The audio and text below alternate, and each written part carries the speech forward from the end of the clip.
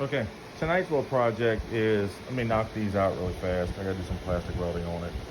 And these are the covers for the Dodge Caravan that I had. The girl wants them back on. They were crushed, really, really bad. Repaired this one.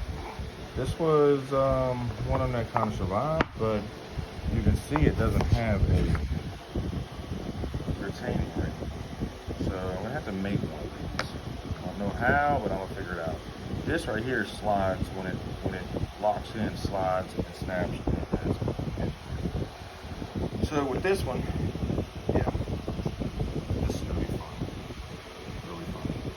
And it's better to repair these because these cost quite a penny to buy. Just these little plastic covers, yeah, hundreds of dollars for the two of them. And by the time you paint them and everything, you're looking at quite a. Put it this way, it's better to try to fix this. All right, let me get started. I'm gonna figure out how to make this little strap just like that and see what we can do.